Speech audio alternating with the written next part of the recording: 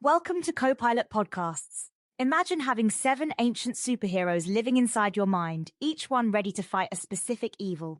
Today, we're diving into the 7 heavenly virtues, humanity's oldest guide to winning the battle against our worst impulses.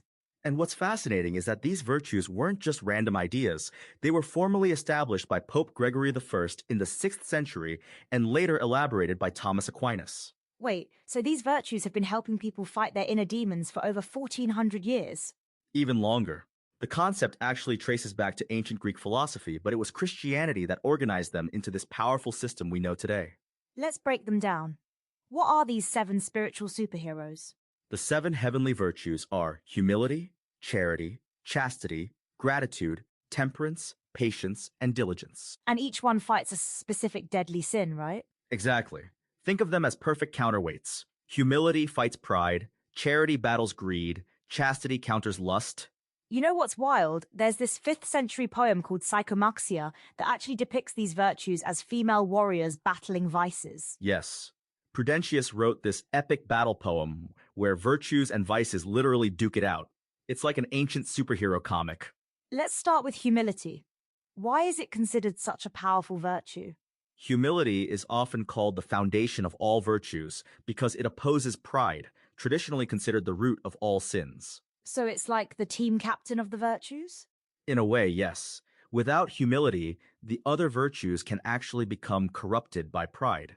You could say it keeps the other virtues honest. Let's talk about charity. I think people often misunderstand this one. You're right. Charity isn't just about giving money, it's about selfless love for others, putting their welfare above your own interests.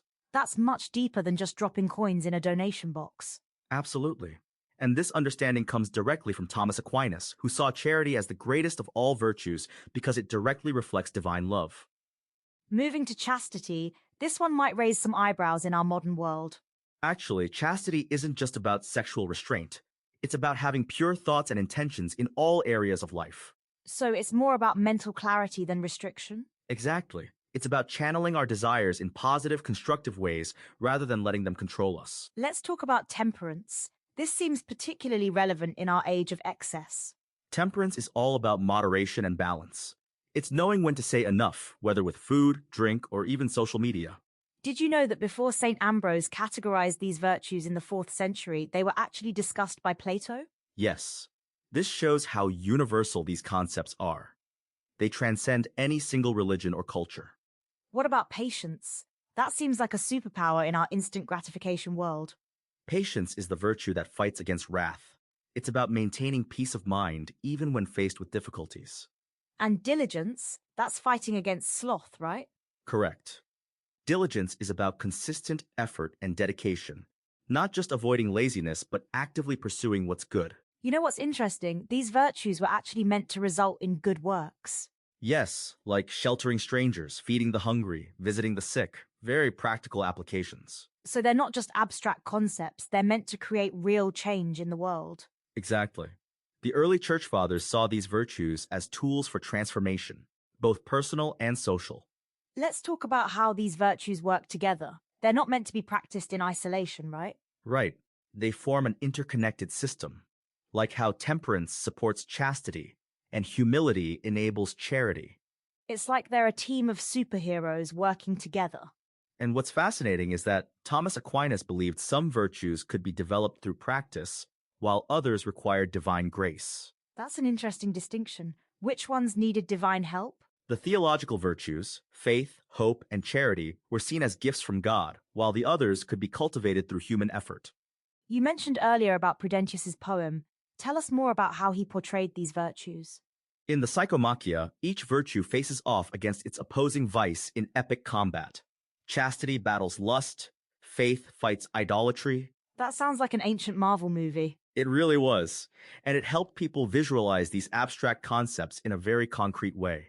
Let's talk about how these virtues apply in our modern world. Any examples?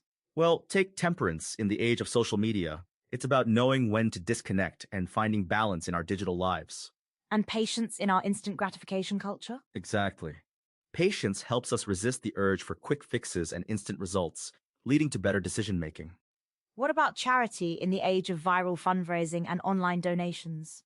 True charity still requires that personal connection and genuine concern for others, not just clicking a donate button. These virtues seem more relevant than ever in our complex modern world. They really are. They provide a framework for navigating modern challenges while staying true to timeless principles. What's fascinating is how these virtues evolved from Greek philosophy to Christian theology. Yes, it shows their universal appeal.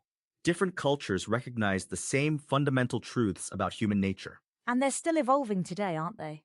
Absolutely. We're finding new applications and interpretations for these ancient principles in our modern context. Let's talk about the practical benefits. What happens when someone actively cultivates these virtues? According to traditional teaching, practicing these virtues leads to good works, concrete actions that benefit others and society. So it's not just about personal improvement? Not at all. These virtues were always meant to create positive change in the world, not just in the individual. As we wrap up, what's the key takeaway about these 7 virtues? They're not just ancient ideals, they're practical tools for living a better life and creating a better world. And they're still relevant after all these centuries. Perhaps even more relevant now than ever, as we face new challenges in our modern world. Well, there you have it, folks, your 7 inner superheroes, ready to help you fight the good fight. Thanks for joining us on Copilot Podcasts.